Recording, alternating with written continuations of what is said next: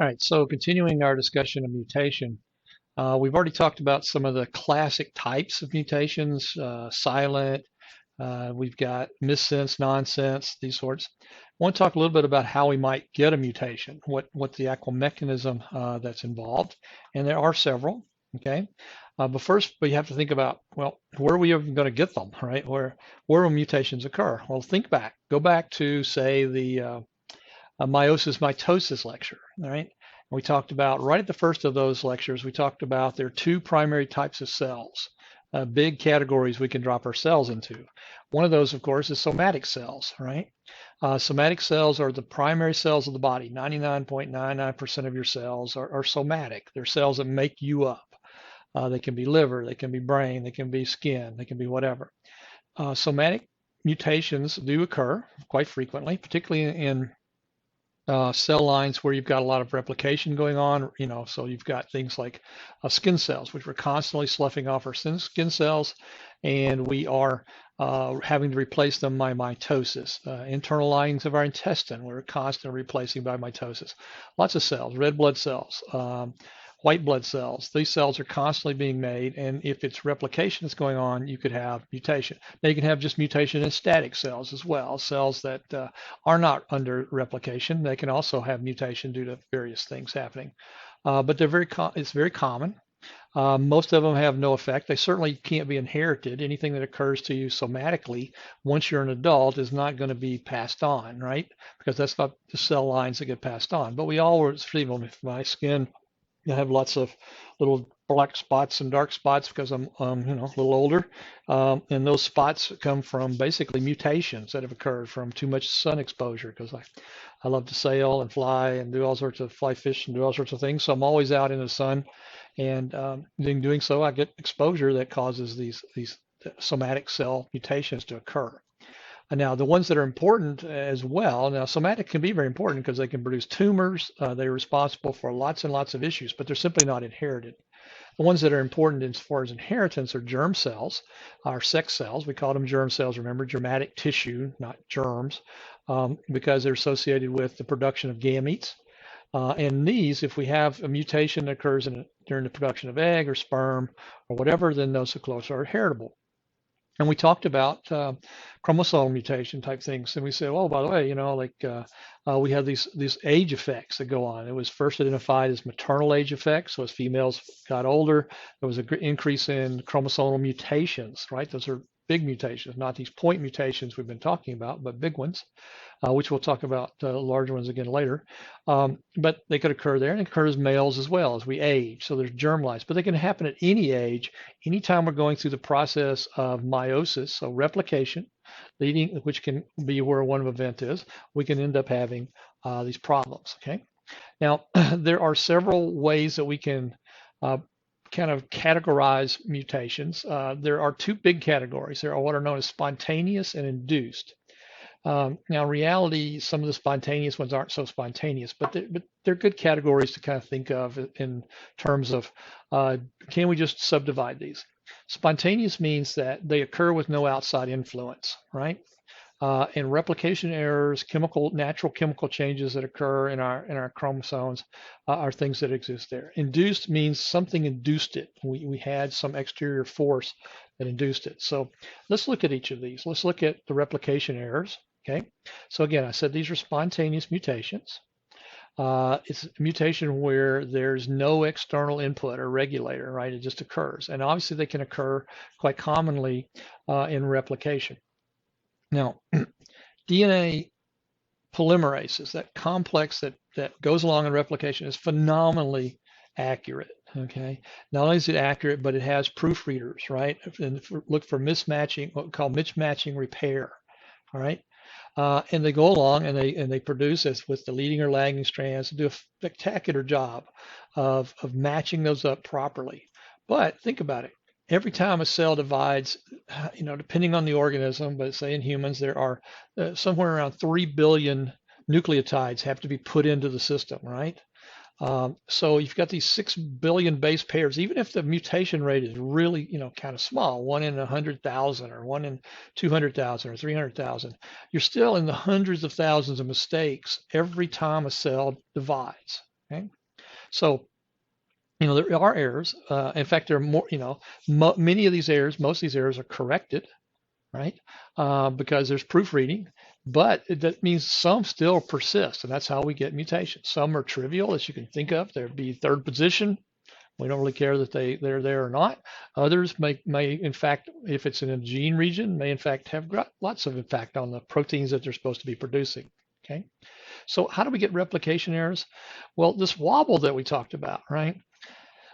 This wobble in the classic sense means that third position, it doesn't really matter, right? You can, if you change something from a UUU to a UUC, happens to get the same amino acid, right? Well, we're talking about DNA now wobbling. Okay, so we're back to DNA, not to protein structure. So don't get those two confused. Here we're talking about non-complementary connections between bases, and some examples are those is that you can get a thymine guanine wobble because you can get some changes in the guanine that will allow you to connect to thymine. Now that's a GT connection instead of a TA connection. And you can also do the same thing with cytosine and adenine. You can get a mispairing between those, which the DNA, remember DNA is this nice, pretty spiral, right? And one of the things Watson and Crick had to deal with was the constant relationship. So you wanted to have a right width that maintained itself, right? And so they turned the strand around and they got a nice exact width that they should have gotten. But it can tolerate, it's a very flexible molecule, so it can tolerate in a few places having some mispairing. So it might be too tight or too far apart depending on the bonds that are there, and it can tolerate that slightly. So you can get these mutations that occur, and the DNA, while it's misshapen slightly, it's not really affected too much. Okay, but what you end up getting, okay, is things like this. You get this wobble effect. You might get some mispairing here between the T and G. Everything's fine on the T side because once the DNA comes back in, it'll say, oh, it's semi-conservative replication. There's a T there. I should put an A on the other side, and it moves on. But now on this side, it's put a G. And so it says, oh, well, if a G is there, I should put a T. So now you have a mutation that's occurred and has integrated into the system, right? So you have now you have this sort of basic form. Okay, so we have this area here. That's where the effect occurred, and you end up with this outcome over here. All right. Now, another way, and there are multiple things that can happen in replication. It's a very complex process. So I want to say up front that it's there's lots of things that could occur besides what we're just talking about. We're just talking about a couple of examples, but one of them that's really important and really obviously does occur is what's known as slipped pairing, okay, slip strand mispairing. And this is where you get a number of bases that are the same, and you simply don't line up exactly perfect across those as far as the replication is concerned, right? It's coming along, puts an A in an A and an A and an A and an A, and it just misses or something, okay? Or the T's that are out here will actually sometimes cross bond out. That's what the two scenarios are right here, okay? One of them, the new replicated one, it just messes up and it bows out and becomes a slightly longer piece of DNA now, right? It's got an extra base in the middle. So this would be a case where, at least in the replicated strand side, later on when you go and do another replication of that, if this isn't cleaved out, you could end up with, if it's in a gene region, you could end up with one of those places where we actually had a frame shift, right? Because you're getting an extra A in there. Okay, over here you're not putting that A in, and the original template strand is looping out. So in that case, you would end up with producing a new strand up here that, if it kept through and went through more stages of replication, would actually have another frame shift, but this time it would be a deletional frame shift in the middle, right? Form. So they do occur. They're known to occur. In fact, one of the places we really see them, I've mentioned these before. Remember those little dinucleotide repeats, right? And I said somewhere in the lectures, I said, everyone that you're talking to, everyone in the room when we do a face-to-face, or everyone that we're talking to, you and I have, we're chromosome mutations, right? I said, your chromosome is shorter or longer than mine. And when I said that, I was talking about, and we mentioned this, these dinucleotide repeats. They repeat. And we said, by the way, that's where you get some of those, they're trinucleotide repeats, but you get repeats in places like Fragile X syndrome, right? Those familial lineages where you've got a larger chance of a break of the X is because you've got these repeats. Well, what causes those repeats to grow and shrink is mispairing. It's strand slippage. Stedinger was one of the first to identify that back about 20 years ago, okay? 25 years, 30 years ago now, okay? So that's one of the ways it can happen. You simply try to line up all these A's and C's and just miss one of the pairs. And it tends to be the way DNA is shaped. It turns out that kind of bowing out like this works better if you have 2 bases or 3 bases than just one. And so it's more common to actually have a double bow out. So you either gain or lose in dinucleotides. You gain or lose both of them, of the 2 bases at one time. Okay. All right. Well, then we can have lots of chemical changes that you can imagine. We're going to just kind of look at sort of couple, and these are ones that are basically normal chemical reactions that occur in the cell. So again, these are spontaneous reactions. Okay. Dinucleation is one of these, which is forms a bond which is cleaved out by hydrolysis. Okay, and we'll look at just what those are in a moment, and then we'll look at deamination, which is instead of cleaving out a base, this is actually the change in an amino acid so that it will take on a different form. So dinucleation we're going to talk about here. What we're going to do is we're going to cleave out the adenine or guanine from a DNA strand. And we're going to basically do that by having these sites, empiric sites, that are going to just cause a loss of that one and then a reconnection between the other 2 bases. The book shows it something like this. Okay, we go along, we have a G that got thrown out here, this G right there. Okay, and we have strand separation, we get an A put in. Why is that A put in there? Well, because it recognizes that it's something supposed to be there, and you end up with this sort of template switch because of this loss.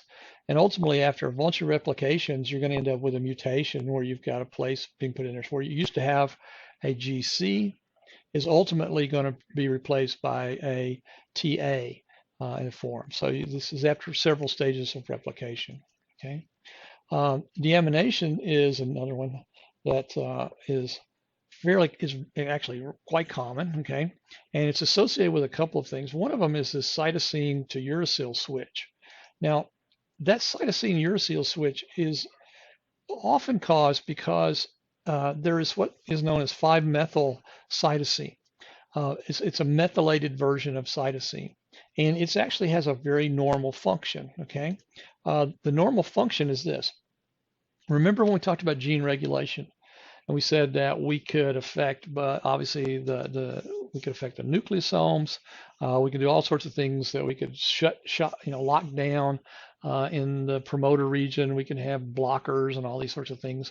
Well, one of the ways that we can actually turn genes off and expression off is by methylating areas where you have cytosine is one of them, and these usually occur in what are known as CG islands.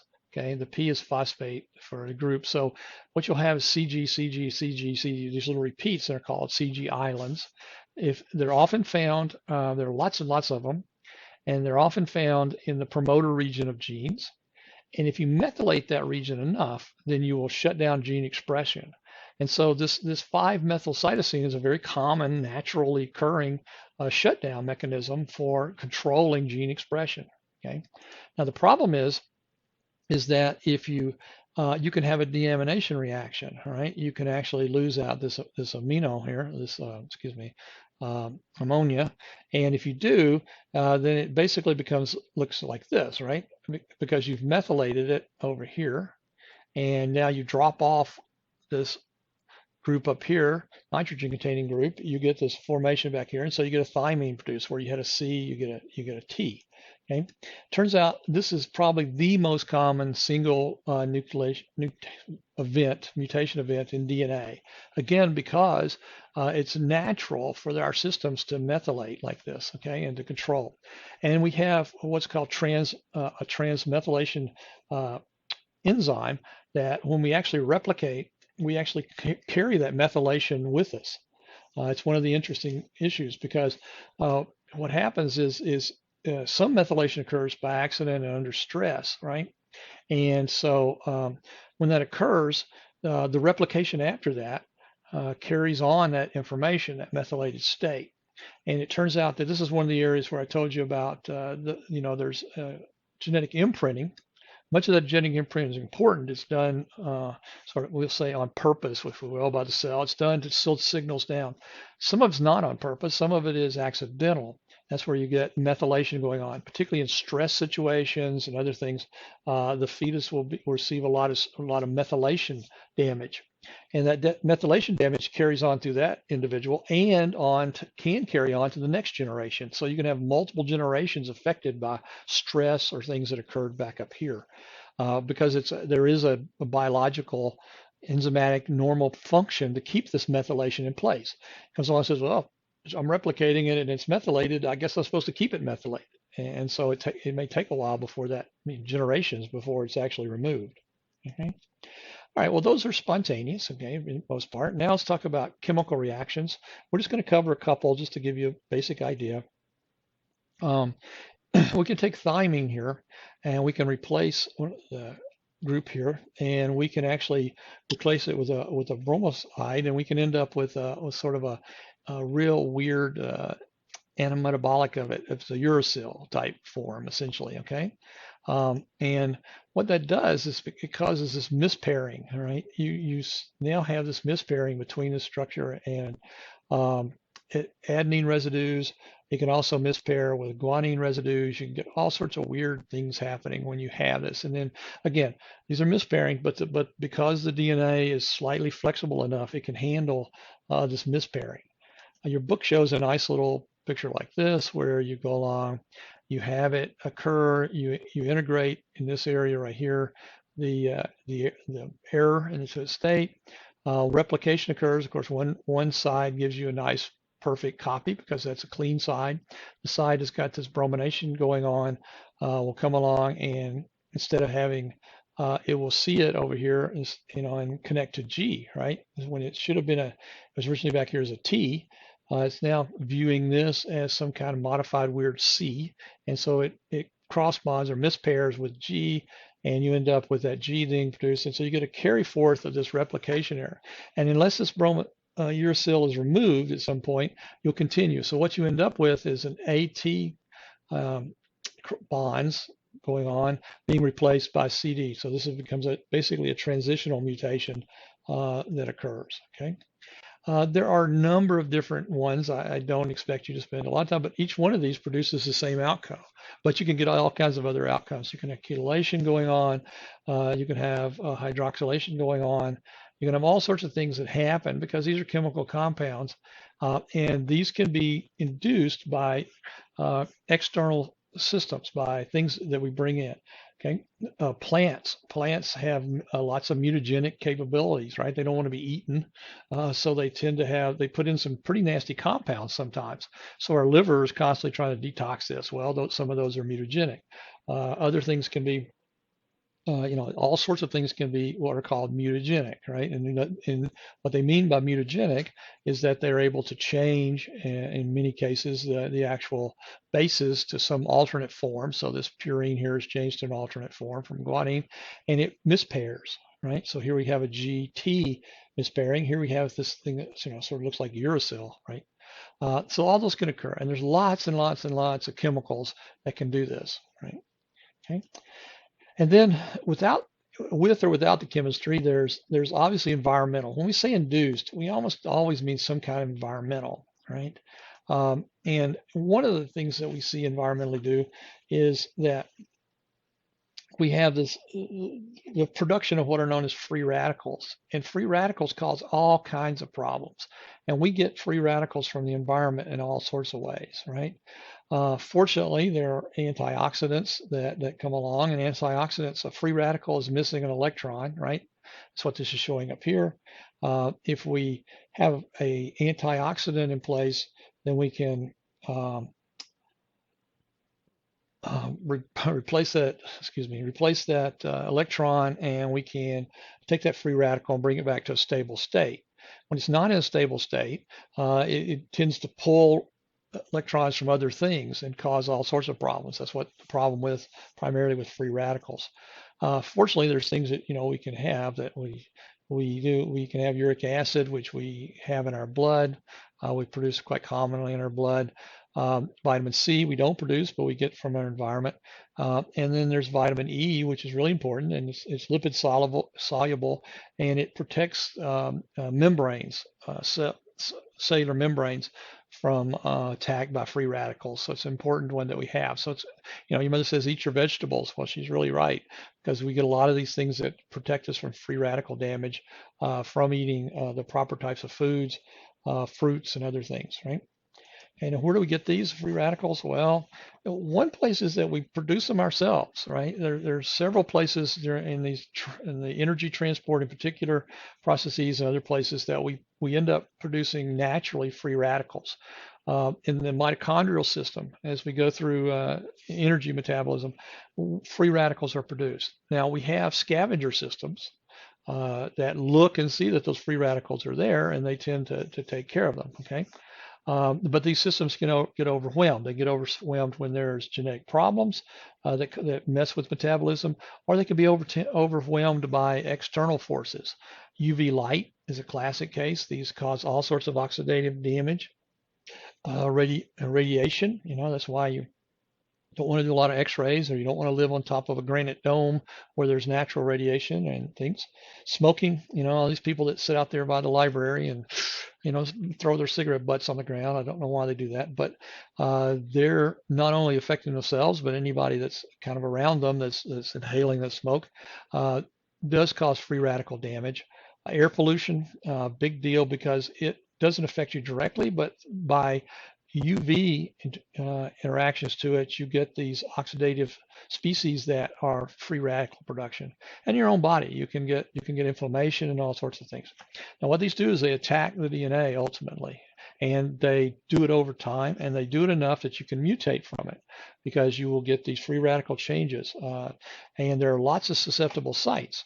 Okay, these are just some of the examples of some of these sites. Everywhere there's an arrow here is a site that is available for hotspot, if you will, for free radical attack. So our DNA actually goes in and can be attacked, and we can knock off, it'll steal essentially a hydrogen from each one of these spots that you have. Number 4 carbon, it can be attacked. You have all sorts of places. Number 5 carbon, you can lose one of these hydrogens, and so it becomes an unstable unit and can convert over to one of these other forms that can have mispairing or whatever going on to it. Okay, so it's really it's a real huge issue for mutational elevation, and we see that in areas of higher radiation, higher pollution. Others, you do see that you get these free radical issues that come along.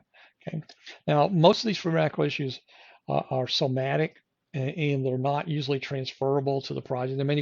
Maybe. I mean, you can have some that are gametic, but a lot of this occurs that's in somatic effects. So it's a lot of cancers and other things that are actually initiated by these free radical attacks that make mutations, hotspot mutations. There are certain places in our DNA that not only within the actual molecule itself, but a spot, an A or T or G or someplace that doesn't get cleaned up as much as others, and so you have free radical attacks that end up persisting there.